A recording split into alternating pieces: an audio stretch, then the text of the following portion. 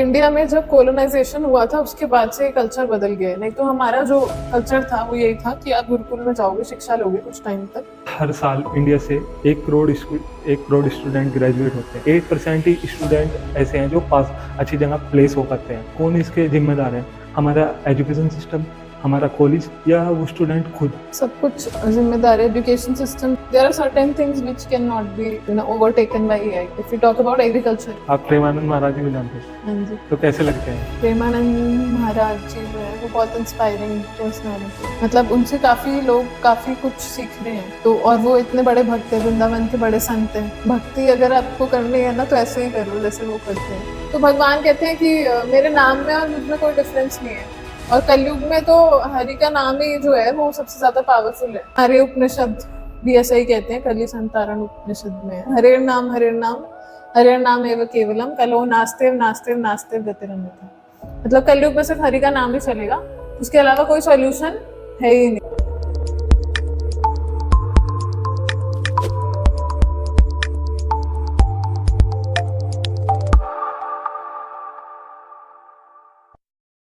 स्वागत है आपका हमारे इस पॉडकास्ट चैनल में। तो सबसे पहले कैसे हो आप?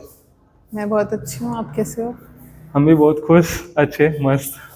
मेरा आपसे सबसे पहले क्वेश्चन ये है कि मतलब आप एज अ टीचर भी हो, एज अ स्टूडेंट भी हो, तो आपको क्या मेजर प्रॉब्लम दिखती है? मतलब एज अ टीचर हमें क्या बेटर करना चाहिए और एज अ स्टूडेंट हमें क्या बेटर करना चाहिए?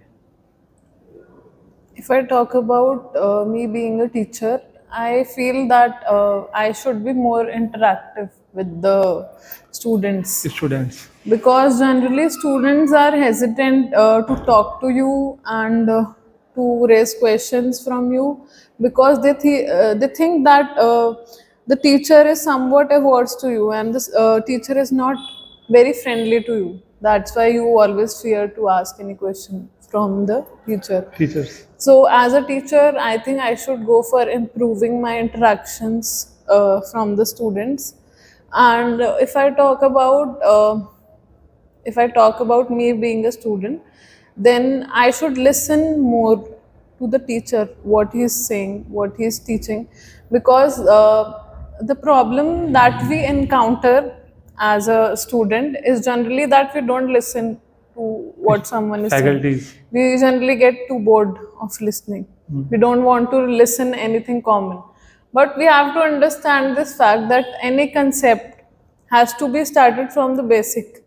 You have to first of all go through the basic, only then you can go for understanding the more complicated things. So it is important to listen to the teacher even when the teacher is saying anything very common and very basic about your subject. तो student को receptive होना चाहिए और teacher को interactive होना चाहिए। Student को बोलना कम चाहिए, सुनना ज़्यादा चाहिए। पहले सुने, उसके बाद क्वेश्चन करे। तो एक स्टूडेंट का एक अच्छे स्टूडेंट का एक फीचर यही होगा कि वो सुनेगा अच्छे से, तब क्वेश्चन पूछेगा। बिना सुने वो इंटरप्ट ना करे और बिना सुने वो प्री कंसीव्ड नोशंस ना बनाए कि ये ऐसा होगा, मतलब या फिर अपने आप से और बच्चों को भी सुनने का मौका दे। हो सकता है कि as a good student I know everything, but there are others with you who don't know about the concept. So you should let others listen because they are learning from the teacher, but you don't want to learn because you already know it. So you should always be respectful to all other students and your peers also, so that they can also go for learning. Like you should have a compassionate nature, then only you can imbibe this feature in you. Mostly teachers में एक problem भी ये होती है जो मैंने face किया है या मैंने देखी है, मतलब में प्रैक्टिकल अप्रोच है उस चीज़ पे ज़्यादा नहीं ध्यान देते। थ्योरेटिकल अप्रोच से ही चलते रहते हैं। तो ये क्यों, मतलब ऐसे ही क्यों करते हैं? हमारे एजुकेशन सिस्टम में प्रॉब्लम है एक्चुअली थोड़ा सा, क्योंकि हमारा एजुकेशन सिस्टम ऐसे ही चल रहा है कि हम थ्योरी पे या फिर बच्चों को याद कराने में कंसेप्ट्स ज़्यादा फोकस करते हैं rather than practically doing things. If we talk about the Western culture, we find that students just go out of their place and they just move out. They start doing new things and they become perfect in doing something. For example, if I am a fashion designer, I don't want to study much like other subjects. I just want to be perfect in what I'm doing. So it is a Western culture where if you are not wanting to study more, you are not forced for it. You could just go for learning what you want, and then you go for becoming perfect in that. And then you earn a lot out of that because you have become very competitive and very perfect in that particular thing. But if we talk about Indian society, we have this mentality that our child should know everything. Moreover, our education system is like such that we are focusing more on learning things, like learning the texts more than practically doing things. So, if we are given the required equipments to train the students about what they actually want to learn, or we have the equipments to make any student perfect in what he or she wants, then maybe our education system can change.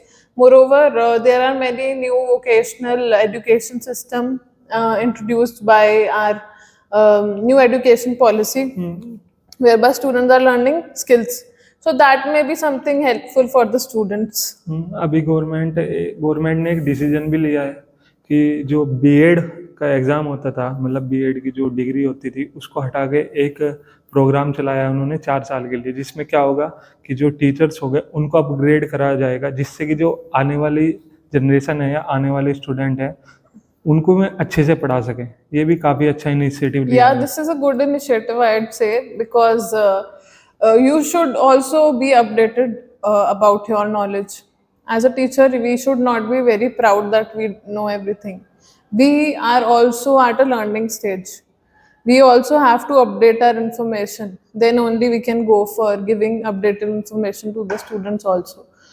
Because of the dynamics surrounding that we are facing in the era of artificial intelligence artificial intelligence and machine learning, of course, there are many new things coming up. So we should be aware of all such things, and we should be aware of how we could practically go for introducing these things in our texts and practical life, and then we could go for teaching students about the updated information and updated technologies and everything. अभी जो AI है, मतलब open AI है, में काम कर रहे हैं एजीआई पे। एजीआई मतलब आर्टिफिशियल सुपर इंटेलिजेंस, उस पर में काम कर रहे हैं कि जो जिस तरीके से ह्यूमन वर्क करता है या जिस तरीके से वो सोचता है, में इस तरीके की एक टेक्नोलॉजी बना रही है जिससे कि आने वाले टाइम में जो भी ह्यूमन कर रहा है वो एजीआई करेगा। वो इस टेक्नोलॉजी पे काम कर रहे हैं और इससे काफ़ी, पता नहीं, मे भी शायद जॉब पे इफेक्ट पड़ेगा और शायद ना पड़े, ये कंफर्म नहीं है, पर चांसेस है कि जॉब पे शायद ज़्यादा इफेक्ट पड़ेगा और जॉब पे तो ह्यूमन पे भी बहुत ज़्यादा इफेक्ट पड़ेगा। इस पे आप क्या कहोगे? मुझे ऐसा लगता है कि इफेक्ट पड़ेगा, of course, because many of the things which were used to be done by real human being would be taken over by artificial intelligence, machine learning. If I talk about the teachers also, so there are going to be artificial intelligence teachers based on artificial intelligence. So teachers would also be replaced. Many of them have already been replaced because students now are learning through internet, Google, and ChatGPT, everything is there. So you actually don't need a teacher right now. So teacher may be replaced. Moreover, many technologies are coming up for like building in the building sector, whereby you could go for using a machinery or gantry based system, which I have written my paper also, decarbonization trajectory in cement industry.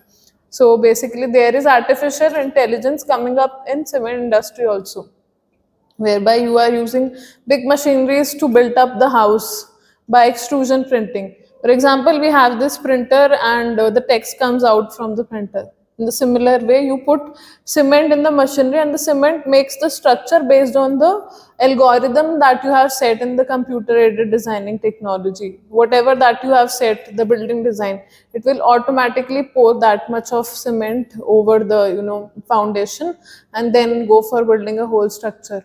So now this work would also be taking over, and the labors would be replaced by these machinery. And if we talk about India being a labor intensive country, we are totally getting our income. Many of the people in India which are not very educated are getting their livelihood from labor work, Yeah. and most of the labor work is employed in the construction sector only. So if this technology comes in India, which is an AI based technology, then it is going to take over the employment of all these people, and it is going to lead to unemployment. Now you also know, I think you may be knowing that there are algorithms also for the software development. Yeah. Previously, we had to set algorithms to develop a software, but right now we have those algorithm pre-built. Now you could use ChatGPT and any other software, and you can get those codes of algorithm automatically. So you don't have to put your mind even in that, because the algorithms themselves are also automatically generated. So there is much of the work replaced by AI. So it may be going to lead to unemployment, but you would be needing advanced minds for further providing employment, and that is going to be very difficult ये तो because मतलब ये एक काफ़ी बड़ी problem भी है जो सामने देखने को आ रही है, अनएम्प्लॉयमेंट अब से लास्ट अगर हम 5 या 10 साल पहले देखें, अब से ज़्यादा बढ़ गया है विद द एआई। जिस तरीके से एआई आ रहा है मार्केट में और जिस तरीके से जॉब रिप्लेस हो रही है, अभी रिसेंटली अमेजोन ने 1 लाख अपने वर्कर को फायर किया है। तो ये मतलब इस तरीके से तो काफ़ी बड़ी प्रॉब्लम है ये। अगर हमने अपने आप को डेवलप नहीं किया या अपनी स्किल्स को इम्प्रूव नहीं किया, तो डेफिनेटली ये हमको रिप्लेस कर देंगे। या ऑफ कोर्स हमारा माइंड इतना डेवलप और इतने हम टैलेंटेड होना चाहिए कि हम ये सब कर सकें, कंप्यूटिंग कर सकें, then only we could go for surviving in future. Otherwise much of the work would be overtaken by the machinery and AI. अभी सबसे पहले इफेक्ट पड़ा है, मतलब जब से चैट जीपीटी आया, सबसे ज़्यादा जो इफेक्ट पड़ा है वो कंटेंट राइटर के ऊपर पड़ा है। कंटेंट राइटर वर्क तो करता था, मतलब लिखने का काम था उसका, स्क्रिप्ट बनाता था या कुछ भी राइटिंग पोर्शन करता था, अब वो सारा काम कर रहा है चैट जीपीटी। इसी तरीके से डिजाइनिंग का काम था, अभी डिजाइनिंग का भी काम एआई करने लग गया है। धीरे धीरे ये technology. When I'm talking about that, even the algorithms are made by AI. Then what about designs? Designs could also be made by or recreated by AI. By learning from the different designs that you have, it can go for creating some new design you must not have thought of before. इसमें एक question है, मतलब हर साल India से 1 crore student graduate होते हैं, इसमें से 15 लाख इंजीनियर हैं और 85 लाख तो MBA, BBA, BCom, BA इस तरीके के स्टूडेंट हैं, जिसमें से सिर्फ ये डेटा है कि 8% ही स्टूडेंट ऐसे हैं जो पास अच्छी जगह प्लेस हो पाते हैं। बाकी के जो 92% स्टूडेंट हैं वे अच्छी जगह जॉब नहीं ले पाते। तो इसमें किसके ऊपर हम देखें, कौन इसके जिम्मेदार है? हमारा एजुकेशन सिस्टम, हमारा कॉलेज या वो स्टूडेंट खुद? सब कुछ जिम्मेदार है एजुकेशन सिस्टम, जैसे कि we talked about this that we are not practically doing things in our education system. Moreover, the student himself can also be responsible. We cannot only blame to the society. It may be so that the student has not given that much of hard work in his studies, that he is not able to capture that job. And when you're talking about 8% of the students are employed and rest are unemployed, I think we should also consider those who are going for startups or those who are joining the already set up business by their parents. We should also go for considering that before thinking about doing job. And moreover, there are students who are thinking of doing more studies like cracking exams like IAS, for which they almost waste their 4 to 5 years sometimes when they are not able to crack it. Sometimes students waste a lot of time in these exams. और उससे उनको experience मिलता है। Experience is one thing, but they are lacking behind in their career because they are too much after that. And if they think, not everyone can become an IAS. Just don't follow the crowd. Don't follow the crowd. You should think of your capabilities and your skills first. You should think, what am I good at? अच्छा, तो मेरी एक लड़की से बात हुई अभी recently. उसने 8th के बाद स्कूल छोड़ दिया, उसने ओपन से स्कूल कर रही है वो अब। क्यों? और वो फैशन डिजाइनिंग का कोर्स कर रही है, उसका फैशन डिजाइनिंग में बहुत इंटरेस्ट है। उसने दिल्ली से एक ऑनलाइन कोर्स करा। Now she is designing clothes very beautifully aesthetically, but she is doing something very perfectly and very competitively than others. So it may be so that you become perfect in something, and not just by studying and following the crowd. जैसे content creator की अगर बात करें, जैसे आपके जैसे, अगर किसी को लगे कि मैं कंटेंट क्रिएट कर सकता हूँ, तो हो सकता है कि उसी में आप आगे बढ़ जाओ। हाँ, उसमें से। पर बात ये है ना, जैसे हम हैं या और भी कोई है, वो अपने पैशन या अपने प्रोफेशन को पहचान लेते हैं। बहुत सौ की तो यही प्रॉब्लम होती है कि वो अपने पैशन को ही नहीं पहचान पाते। That is the biggest problem. सबसे बड़ी प्रॉब्लम ये है। That is the problem in India, which we have to match with the West. Like Western countries are focusing on the practical skills, and we are not. That is the biggest problem if we look at the whole scenario of this. इसमें हमारा सबसे major role society भी play करती है, क्योंकि western का culture ही ऐसा है। स्टार्टिंग से जब से वो उसकी बर्थ होता है, जब से उसे प्रैक्टिकल अप्रोच पे उसे मतलब उसका इम्प्रूवमेंट स्टार्ट हो जाता है। लेकिन हमारे यहाँ थोड़ा स्टार्टिंग से पैदा होते सारे ये कह देंगे कि तू डॉक्टर बनेगा, ये बनेगा, मतलब उस पर चीज़ें थोपने लगते हैं। इंडिया में जब कॉलोनाइजेशन हुआ था, उसके बाद से कल्चर बदल गया है। नहीं तो हमारा जो कल्चर था वो यही था कि आप गुरुकुल में जाओगे, शिक्षा लोगे कुछ टाइम तक, फिर अपनी स्किल्स ऑन करोगे, जो आपकी स्किल्स है उसी में अच्छे होगे। हमारा कल्चर तो ये था, लेकिन हमारा कल्चर चेंज हो चुका है अब। जैसे ये एजुकेशन सिस्टम लाया गया through British, our culture has been changed and it became topsy-turvy.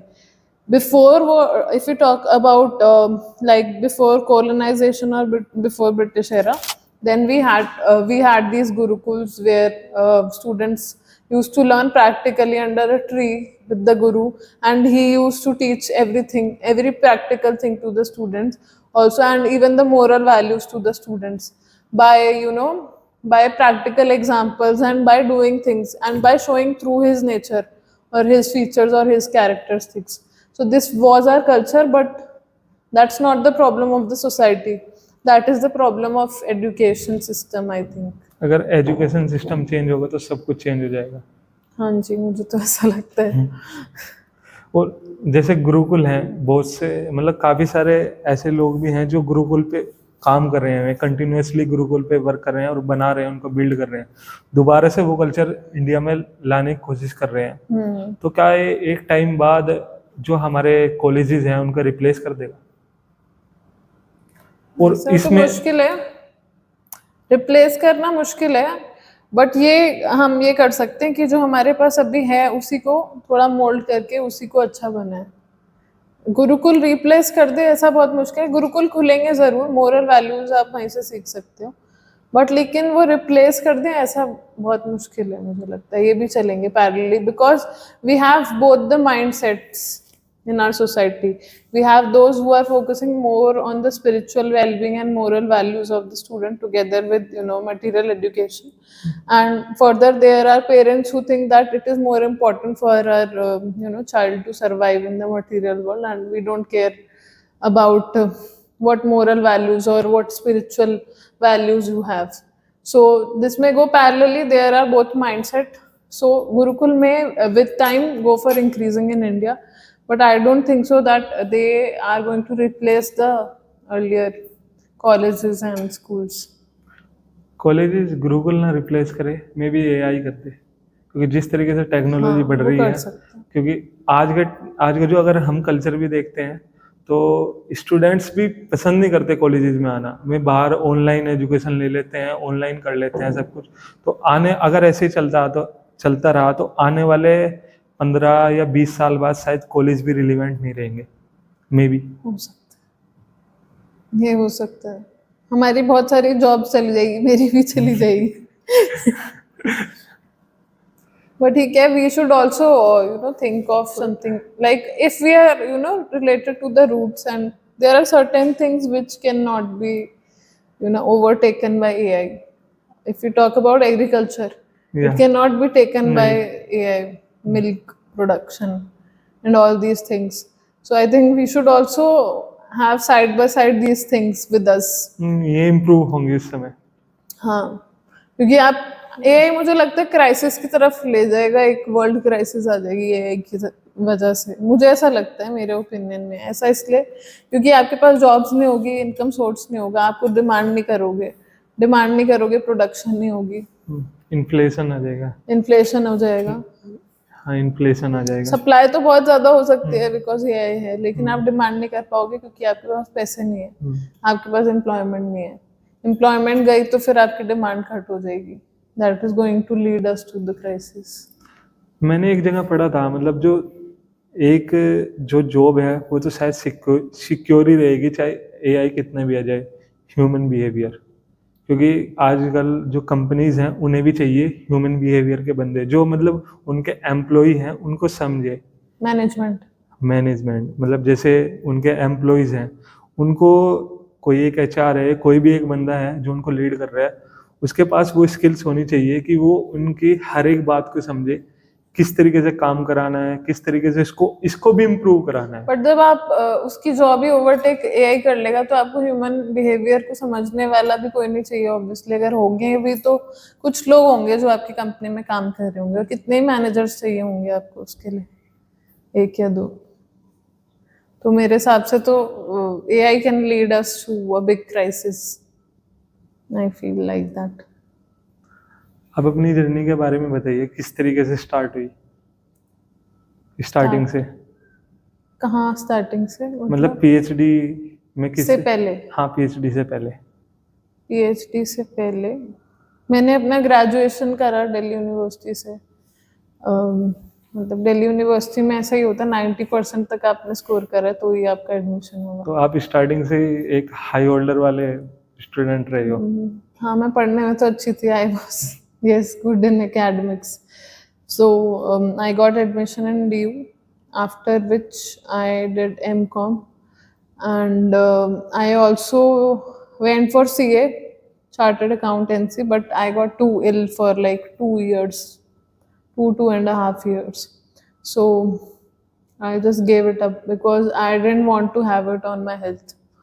So I thought of doing something which I've already read. क्या हुआ था उसमें? मुझे क्या हुआ था? हाँ, मतलब क्यों छोड़ा आपने?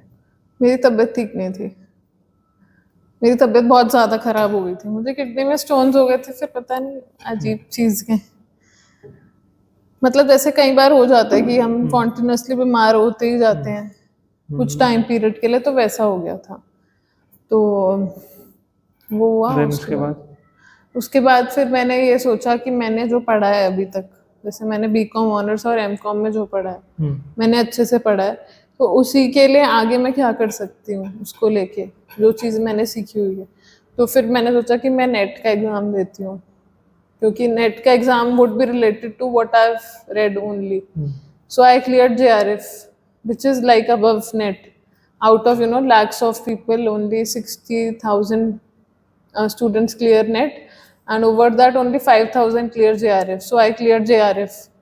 So that is the same exam, and the top 5,000 students are selected for JRF. So I cleared that.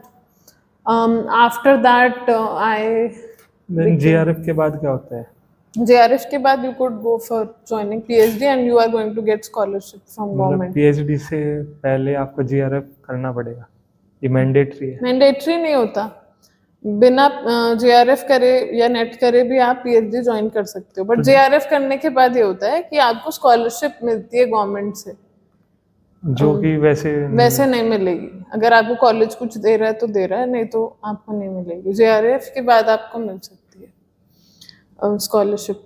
तो I clear JRF, and after that मेरा रिश्ता हो गया यहाँ पर, तो मेरी शादी हुई विकास नगर में. तो मैंने तब मेरा रिश्ता हुआ था, तो मैंने सोचा कि अपना कॉलेज कहीं आसपास ही देखते हैं.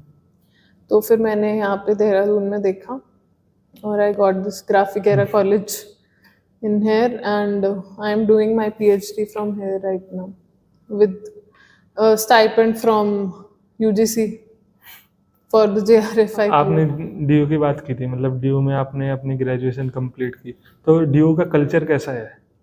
मतलब जैसे प्राइवेट कॉलेजेस हैं उनके जैसे ही है, उनसे अलग है थोड़ा? If I compare this college with DU, then I would say कि teachers इतना तो नहीं पढ़ाते वहाँ पे. Teachers are not, very interested in teaching students. Why? They are generally, postponing the classes and they are not giving the classes. But if we talk about students, they are super smart, because all the cream is there in your colleges. All the students who are above 90%, they are there in your college. So students themselves learn many things and they are very involved in other activities, cultural activities and fests and everything. It is there in this college also, but the scale with which they are doing, DU students are doing, is I think higher than what we could do in a private college. university. And they are also more recognized and they are very politically active also.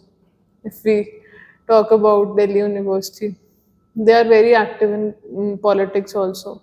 हाँ, So एक they are बात generally more smart over the students of the private colleges. Yeah. एक बात सुनने में आती है कि जो प्राइवेट मतलब जो गवर्नमेंट कॉलेजेस हैं वहाँ पर इलेक्शन होते हैं, वहाँ पर क्या होता है, सारे के सारे स्टूडेंट इलेक्शन करते हैं और एक उनका स्टूडेंट यूनियन बनते हैं। जितनी भी प्रॉब्लम होती है स्टूडेंट की वही सॉल्व करता है, वो फैकल्टी तक का जाती ही नहीं। क्या ये बात सच है? हमारे कॉलेज में तो थी यूनियंस। क्या होता था, थोड़ा उनके बारे में बताइए। मैं इतनी ज्यादा इन्वॉल्व नहीं थी उसमें, बट मुझे ये पता है वो कैंपेनिंग बहुत ज्यादा करते थे। ABVP and all these unions, they used to campaign a lot in the college and they like when there is voting in the country, then all the parties start offering some bribe to the to the public for this and that. So they also start doing that. They start giving parties to college में students and they just go for enjoying that only. मतलब proper जिस तरीके से election में होता है सब काम होता था। हाँ, वहाँ पे भी ऐसे मतलब पार्टी कराना स्टूडेंट्स तो को, ये सब इस बीच में जो मतलब वहाँ के जो स्टूडेंट है तो उनकी मेंटेलिटी किस तरीके की थी? मतलब मैं किस तरीके के बंदे थे? मतलब मोस्टली जैसे आपने कॉलेज के स्टूडेंट होते हैं, एक तो चिल टाइप के होते हैं कि कोई नहीं हो जाएगा आराम से, एक बहुत सीरियस टाइप के होते हैं कि नहीं करना है। तो वहाँ की किस तरीके की मेंटेलिटी थी क्योंकि स्टूडेंट की? मिक्स क्राउड होता है। एक तो गवर्नमेंट कॉलेज की फीस इतनी नहीं होती कि फीस ज्यादा नहीं होती, तो हर तरीके के बच्चे होते हैं। एक लोअर इनकम बैकग्राउंड से भी होगा, मिडिल इनकम से भी होगा और हायर इनकम ग्रुप से भी होगा, सब तरीके के बच्चे होते हैं। तो जो बच्चे थोड़े जिनका बैकग्राउंड इतना स्ट्रांग नहीं होता, तो वो ज्यादातर चाहते हैं कि हम एक्सेल करें, हम आउटस्टैंडिंग रहे। Although this is a virtue. By virtue, the higher income students, they already get many things. They have studied from a good school and they are good in communication also, and they easily get access to many things that they need. But if we talk about the background from which the lower income students come, they generally don't get, but they still excel in things. So there are students who are very serious about studies like them, who want to excel, and there are students who get everything in their hand, so they are not very very serious about study. They know that they will do it anyhow. They are very chill kind of Normal. people, and they are mostly in if I talk about DU, we hardly attend any class and we just go for roaming here and there. वहाँ पर मतलब attendance mandatory रहती है? Attendance ऐसा होता है कि attendance के मार्क्स लगते थे हमारे 5 में से आपके कुछ मार्क्स लग जाएंगे अटेंडेंस के। मतलब अगर आपकी सही है? हाँ, मतलब आपके out of 100 5 marks are for attendance, and generally बच्चे छोड़ देते थे उसको, हमें नहीं फर्क मतलब पड़ता 5 मार्क्स से। मैंने तो कभी नहीं सोचा उस 5 मार्क्स के बारे में। तो I आपने used to feel like I will focus on my studies sitting at home, and if I don't want to go to college, I will not go. I'll just sit at home and study things.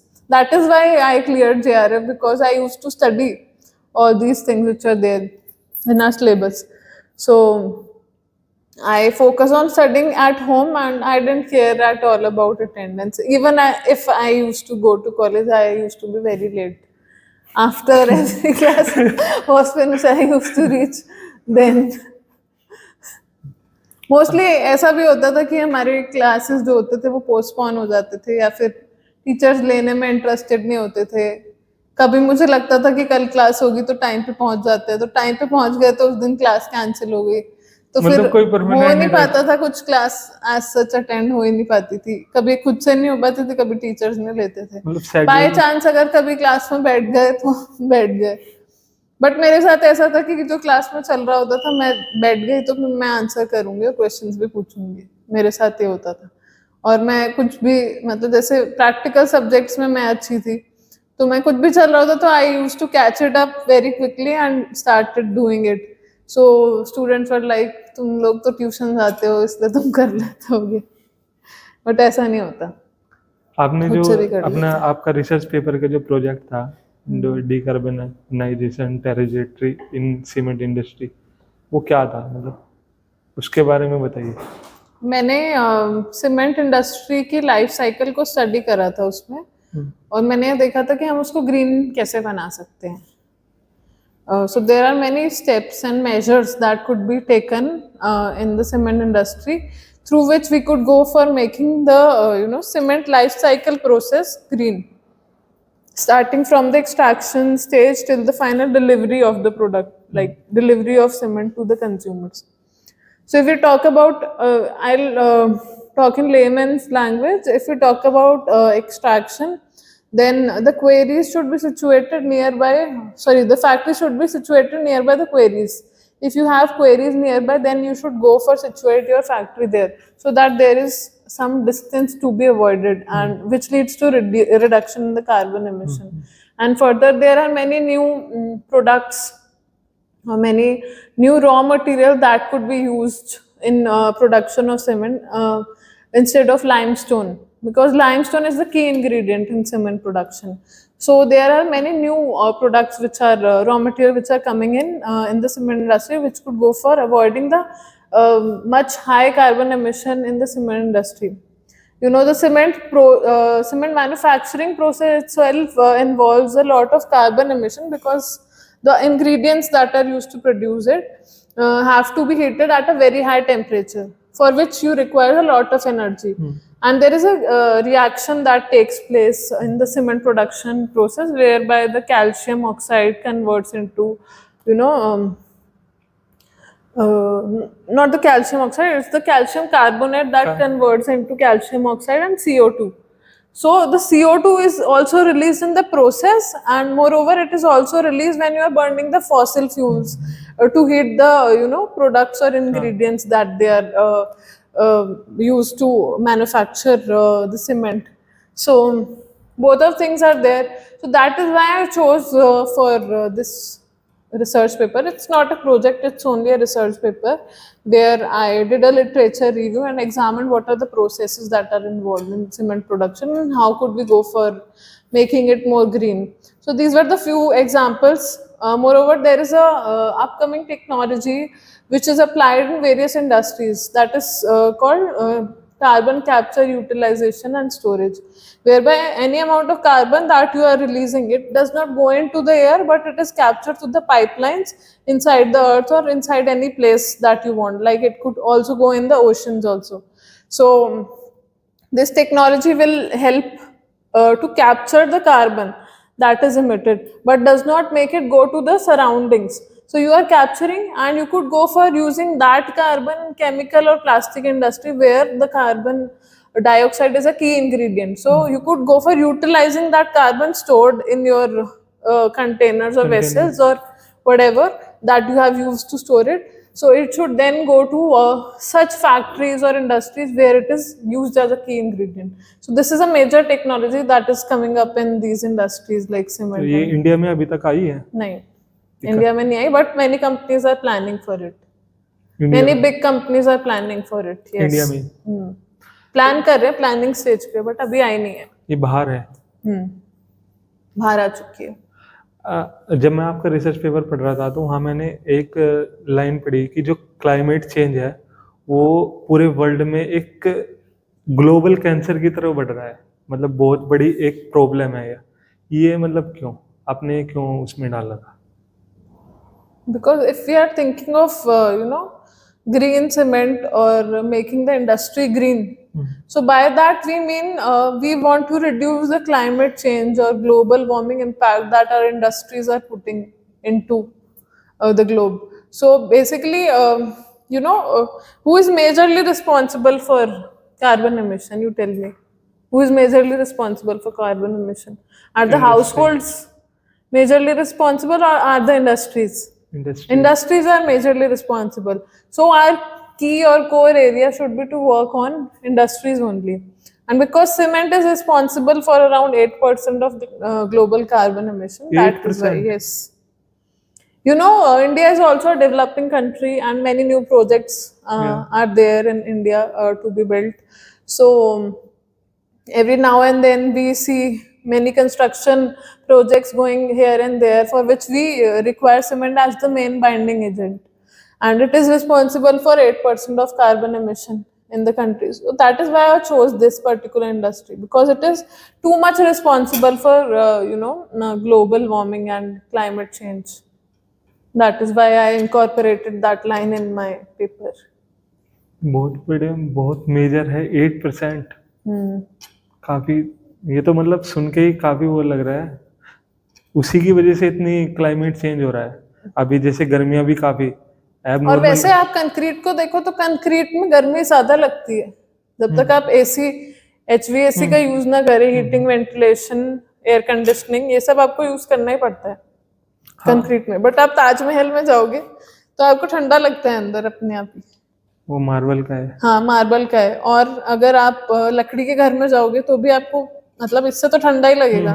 लकड़ी के मिट्टी के घर में भी ठंडा लगेगा. ठंडा रहता है. बट कंक्रीट ऑटोमेटिकली जो हीट है ना, वो एमिट करता है बहुत ज्यादा, जिसकी वजह से हमारी लाइटिंग, हीटिंग, ये सब रिक्वायरमेंट भी ज्यादा रहती है. एसी की रिक्वायरमेंट भी ज्यादा रहती है कंक्रीट के उससे. तो एक तो इसके प्रोसेस में ही है कार्बन प्रोसेस एमिशन, में. फ्यूल्स जो बर्न हो रहा है उससे कार्बन एमिट हो रहा है. उसके बाद जब बन जा रहे हैं घर तो एसी की रिक्वायरमेंट है, उससे कार्बन एमिट हो रहा है. तो it is a major industry responsible for carbon emission. That is why I chose that. आप अपनी स्पिरिचुअल, मतलब आप एक साइंटिफिक पर्सन हो, तो आप स्पिरिचुअल लाइफ में आए कैसे, उसके बारे में बताइए. तो किस तरीके से इसमें इन्वॉल्व हुए आप? मैं जब I was in 6th or 7th standard, when there used to be a program nearby our house. Like there was a family who used to have classes for children, Bhagavad Gita classes for children. So we used to go on our summer vacations. Me and my siblings used to go there and learn, Bhagavad Gita shlokas. We used to learn those, and we used to learn aartis, how we perform aartis in ISKCON. So, and how to chant Hare Krishna, and all this. So we started with that, and I became, after some time, when I was in 10th or 11th, that family shifted to some other place. So I lost contact from them. So my devotional practices used to get slowed down because of that, because it is the association that changes you. यहाँ पर environment का फर्क पड़ता है. Environment का फर्क पड़ता है कि जहाँ पर आप रहते हो, जिस तरीके के इन्वायरमेंट में आप हो, आप ऐसे ही बन जाते हो. हाँ, हम वैसे ही बन जाते हैं. तो जब तक आप उधर थे तब तक का आप स्पिरिचुअलिस्ट में थे. लेकिन जब वो चले गए, जब मेरा उनसे कांटेक्ट नहीं रहा, तो मेरा सब छूटने लग गया. And we also shifted to some other place. But I don't know what happened. Once there was a ISKCON, me and my mother was going from for market or something. Then there was an ISKCON program going on somewhere. So my mother told me that you should also join. You used to go to ISKCON earlier. You should go. Just go, because I used to sing also at that time. I was a good, singer at that time. So she said that you should go and sing there and contact with all the youth there, and go for or Prabhat fairies and everything that they do. So I first of all resisted that. I don't want to go. It was long back that I used to do it. Then I don't know what struck me. I just went there and I made contacts with ISKCON devotees, and then I again joined. So this was just a moment thing where my mind changed and I went there and my life again changed back to Krishna consciousness and spirituality. So it is Krishna who wants you to be like that. We are not ourselves responsible for joining bhakti also. He is merciful enough, to give you and, push you towards spirituality. So he pushed me. आपने कंठी माला पैर रखी है, तो इसका क्या महत्व है? ये क्यों पैर रखी है और क्यों पहननी चाहिए? से बोलते हैं कि तुलसी जो होती है वो कृष्ण को बहुत प्रिय होती है। तो जिसने तुलसी डाली हुई होती है, तो उसको जब हम अपना ये शरीर छोड़ते हैं तो हमें यमराज नहीं लेने आते, भगवान के दूत लेने आते हैं, विष्णु दूत। तो कंठी signifies that we are surrendered to God, like a dog is always tied with the strip, and उसको एक पट्टा डाल के लगा रखा होता है। That means the dog is surrendered to his owner. Similarly, we by wearing kanthi, we are showing a surrenderance to Krishna, that we are surrendered to you. We are your dog. हाँ, फिर मतलब जिधर में लेके चलेंगे आप उधर चलो। हाँ। एक बात आती है, इस पे बहुत डिबेट भी चलती है, भक्ति बड़ी है, क्रम बड़ा है? क्योंकि अगर हम गीता की बात करें तो इसमें दोनों की प्रधानता दी गई। तो भक्ति बड़ी है, क्रम बड़ा है? भक्ति मतलब अपने कर्मों को कुछ इस तरीके से लगाओ, कर्म तो करने पड़ते हैं। भगवान अर्जुन को भी यही सिखाते हैं। जब अर्जुन को भगवान ज्ञान देते हैं आत्मा का, तो बताते हैं कि नैनम छिन्दन्ति शस्त्राणि नैनम दहति पावक न चैनम क्लेदन्ते आप न शोचति मारुता। तो इसका मतलब क्या है कि आत्मा को कुछ मार नहीं सकता, ना कुछ गीला कर सकता है, ना कुछ जला सकता है, ना कोई अस्त्र शस्त्र आत्मा को मार सकता है। ये सब ज्ञान देते हैं भगवान अर्जुन को कि तुम नहीं मरोगे, तुम्हारी आत्मा मर ही नहीं सकती, आत्मा तो हमेशा इटर्नल है, मेरा अंश है आत्मा, आत्मा को कुछ नहीं हो सकता।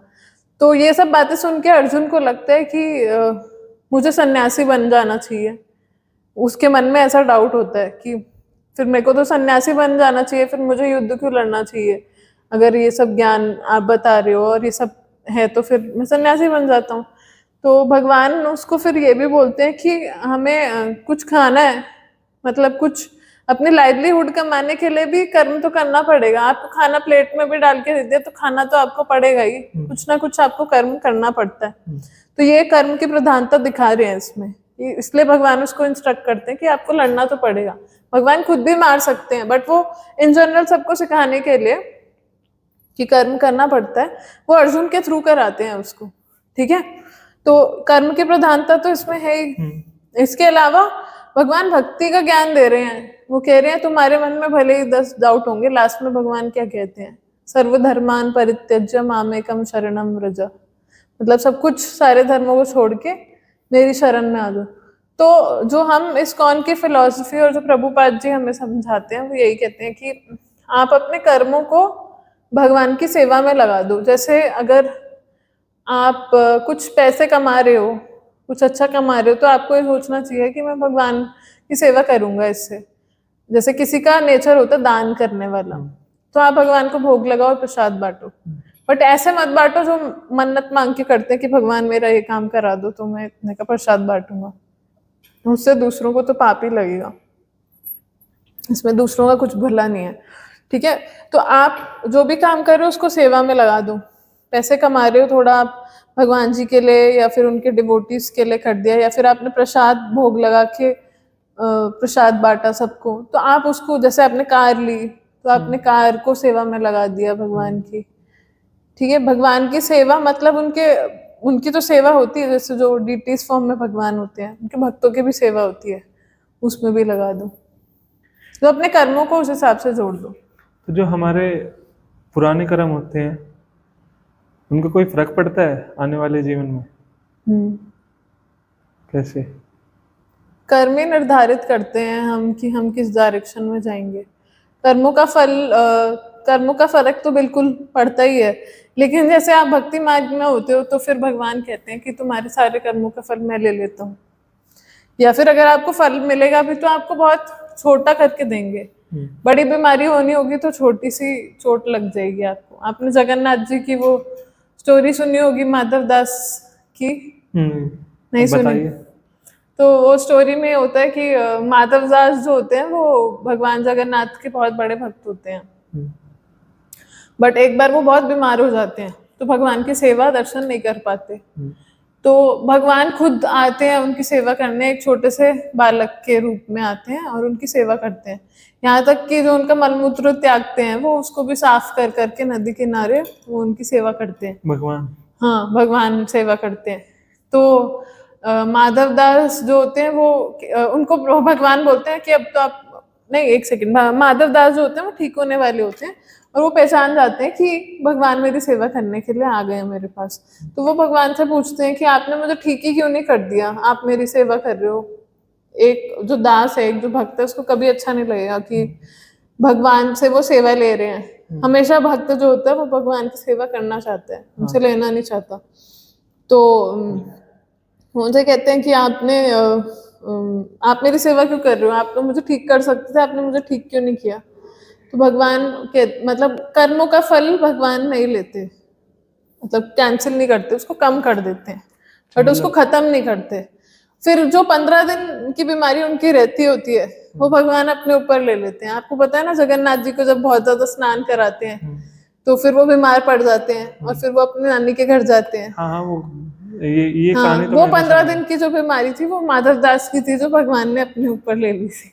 अच्छा, तो वो 15 15 दिन। दिन भगवान बीमार होते हैं उनके बदले में। अच्छा, तो वो ये कहानी है। हाँ जी। एक तो इसमें तो कर्म का फल तो हमें मिलता ही है जो हमने पुराने कर्म करे हैं, लेकिन जो एक अच्छा भक्त होगा, मेरे जैसा नहीं, मैं तो ऐसे हम तो चलते फिरते भक्त हैं, स्ट्रगल कर रहे हैं, बट जो एक अच्छा भक्त होगा वो उसको कर्मों के फल से फर्क नहीं पड़ता, क्योंकि वो उसका जो सोचने का स्तर होता है वो आत्मा के लेवल पे होता है। उसको लगता है कि ये जो शरीर है ये टेम्पररी है, ठीक है, और इसकी जो पीड़ा है वो सहन कर पाता है उस चीज को, क्योंकि वो सब चीज ऑलरेडी छोड़ चुका होता है। उसकी कोई इच्छा नहीं रह जाती, खाना भी कम से कम, पहनना भी कम से कम, उसके लिए सब कुछ क्या है, भगवान ही है। उसके लिए हर चीज कृष्ण की सेवा ही है, राधा कृष्ण की सेवा ही है। तो उसके जीवन में और कुछ है नहीं। तो अगर उसके ऊपर बीमारियां भी आती है तो वो सोचता है कि ये भी, मतलब ये भगवान मेरे को कम करके ही दे रहे हैं और ये भी बीत जाएंगी। एक इसमें ये भी आता है कि जिस तरीके से अगर कोई वही स्पिरिचुअल लाइन में है या भक्ति भी कर रहा है तो उसे काफी सारी कंट्रोवर्सी को भी फेस करना पड़ता है कि भाई तू तो भक्त बना फिर रहा है, तू ये माला डाल रहा है, तू तिलक लगा रहा है। तो आपके साथ भी ऐसा कभी हुआ है? कई बार लोग बोलते हैं, बट मेरा ऐसा नेचर नहीं है कि मैं किसी के बोलने से मेरे को फर्क पड़ जाए, मतलब मेरा पर्सनली नेचर नहीं है ऐसा। मैं जल्दी से नहीं इन्फ्लुएंस हो सकती। मैं भक्ति के लिए भी बहुत जल्दी इन्फ्लुएंस नहीं हुई थी। क्योंकि ऐसा हुआ था कि मैं इस्कॉन की क्लासेस में तो जाती थी, लेकिन मुझे नॉलेज बहुत अच्छी लगती थी, लेकिन मुझे स्पीकर पे हमेशा डाउट रहता था, मतलब जो नॉलेज दे रहा है। ऐसा मुझे क्यों? ये लगता था कि ये बता तो ठीक रहे हैं, लेकिन पता नहीं ये कैसे होंगे, ये रहता था। बट फिर भी मैं ना सुनती थी, मेरे को इन पे ध्यान नहीं देना कि ये कौन है, ये क्या करते हैं, उनको छोड़ो, बट ये जो बता रहे हैं वो सही बता रहे हैं वो ऐसा लगता था। तो आपने क्या क्वेश्चन पूछा था?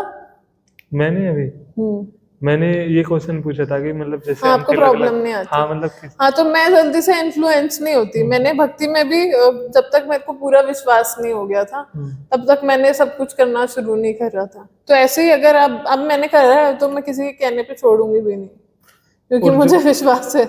उन्हें क्या कहना चाहोगे जो इस प्रॉब्लम को फेस कर रहे हैं, मतलब हाँ, इस मतलब जस्ट कंट्रोवर्सी को इग्नोर फेस कर देम। रहे हैं? आपको अगर ये फर्क पड़ने लग गया कि दूसरे मेरे बारे में क्या सोचते हैं, तो फिर तो आपकी जिंदगी खराब है बिल्कुल ही। मैं तो यही कहूंगी कि आपको जो लाइफ में करना है, जो आपको पता है ये सत मार्ग है, ये अच्छा मार्ग है, इसमें हम चल रहे हैं, तो आपको वो करना ही चाहिए।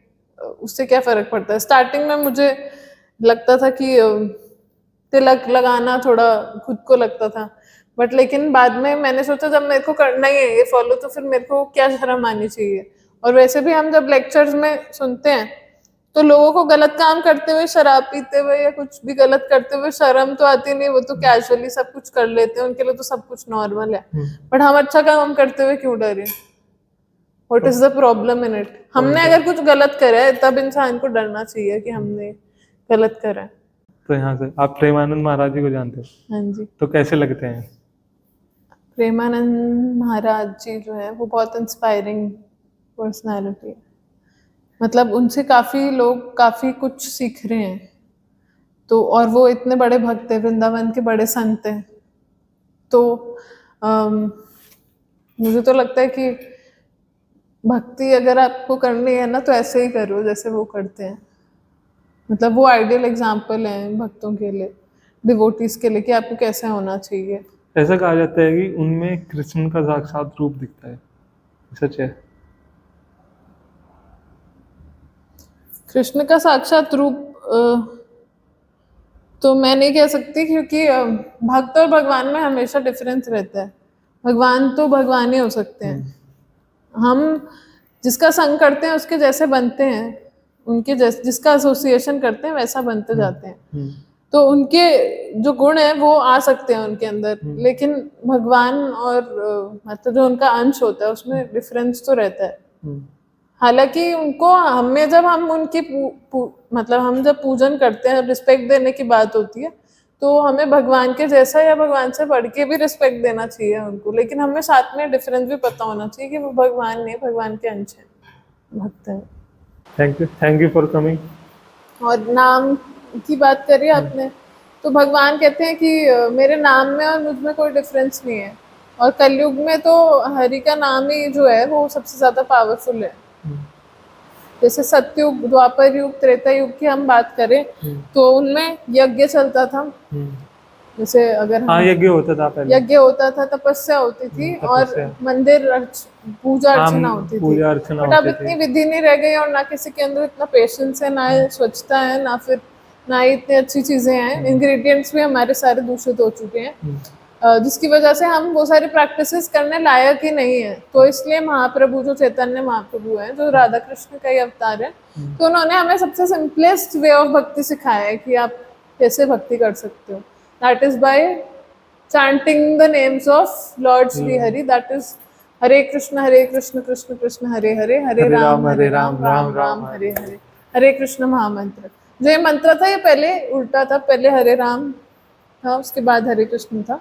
लेकिन महाप्रभु ने इसको चेंज करा ताकि आप किसी भी अवस्था में, किसी भी टाइम पे, कभी भी कहीं भी बैठे हुए आप नाम ले सकते हो, आपके ऊपर कोई नियम ना लगे। तो उन्होंने फ्री कर दिया भक्ति का, उन्होंने प्रसाद की तरह बांट दिया सबको जाके कि हर कोई गली गली, गांव गांव, नगर आदि ग्राम, सर्वत्र प्रचारे हबे हरे कृष्ण नाम। तो ये महाप्रभु की टीचिंग थी कि हर जगह, हर नगर, हर ग्राम में, हर गांव में हरि का नाम होना चाहिए। तो ताकि बस भगवान का नाम किसी तरीके से ले ले, इसीलिए उन्होंने हरि नाम का प्रचार करा।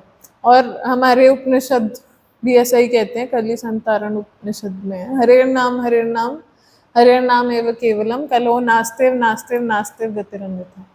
मतलब कलयुग में सिर्फ हरि का नाम ही चलेगा, उसके अलावा कोई सॉल्यूशन है ही नहीं, क्योंकि और कोई मंत्र हम इतनी शुद्धता से पढ़ ही नहीं सकते। तो हरि को पाना है तो उनका नाम है। हाँ, और ये हम बोल के नहीं है, सिर्फ एक्सपीरियंस करके कोई जान सकता है। मतलब मेरी तो बोलने में इतनी पावर नहीं है, मेरे अंदर इतनी पॉजिटिव वाइब्रेशन नहीं है कि मैं बोलूँ तो लोग फॉलो करें। बट लेकिन अगर आप खुद करके देखोगे तो आपको एक्सपीरियंस से पता चलेगा। जैसे कि 12th करने से पहले आपको बाकी सारी क्लासेस पास करनी पड़ती है ना, तो आपको ये एक्सपीरियंस करने से पहले कि भगवान का नाम सच में वर्क करता है, वो आपको करके देखना पड़ेगा, तब पता चलेगा। सिर्फ आर्ग्यूमेंट करके नहीं पता चलेगा। आप प्रैक्टिकली, जो लोग आर्ग्यू करते हैं इस चीज़ पे कि क्या होएगा भगवान के नाम से, हम तो नहीं मानते, या कुछ भी आपके सामने कुछ भी फॉल्स आर्ग्यूमेंट क्लेम करते हैं, तो आप उनको बोलो आप 10 दिन करके देख लो 16 माला। उसके बाद आप सुबह उठ के 4-5 बजे जो भी टाइम है, आप उठ के एक बार कॉन्सेंट्रेटेडली बैठ के करके देख लो आप कि क्या एक्सपीरियंस होता है आपका। तो आपको रिजल्ट पता चल जाएगा उसका। तो अपने आप पता, बोलने की जरूरत भी नहीं है, अपने आप पता लग जाएगा कि भगवान के नाम में इतनी ताकत होती है। जैसे अग्नि में इतनी ताकत होती है कि आप मतलब जानबूझ के आपने हाथ नहीं भी डाला, गलती से भी चला गया तो भी हाथ जल ही जाएगा जला ना। देगी। तो वैसे ही भगवान का नाम होता है कि आप अगर गलती से भी नाम ले रहे हो तो उसका इफेक्ट तो होगा ही। और जब आप खुद, जिसको ज्यादा डाउट है वो अच्छे से लेके देखिए मैं तो यही कहूंगी, जिसको ज्यादा डाउट है वो अच्छे से लेके देखे, 4-5 बजे सुबह उठ के 16 माला करके देखे, अपने आप पता लग जाएगा उसको क्या रिजल्ट आता है. Experience is the best, learning we could get. Thank you for coming, thank you so much.